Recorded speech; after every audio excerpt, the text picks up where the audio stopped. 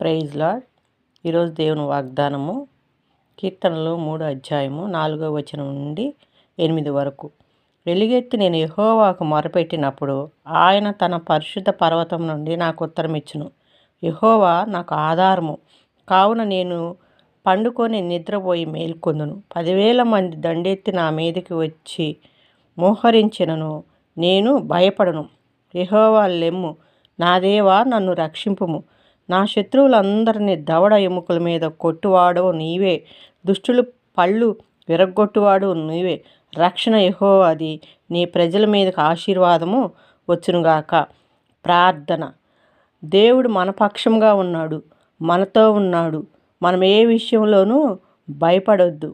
ఎందుకంటే కీర్తనలో చెప్తున్నాడు ప్రభు, రాత్రివేళ కలుగు భయముకైనను పగటివేళ ఎగురు బాణముకైనను చీకటిలో సంచరించు తెగులుకైనను మధ్యాహ్నమందు పాడు చేయు రోగముకైనను నీవు భయపడుకొందువు.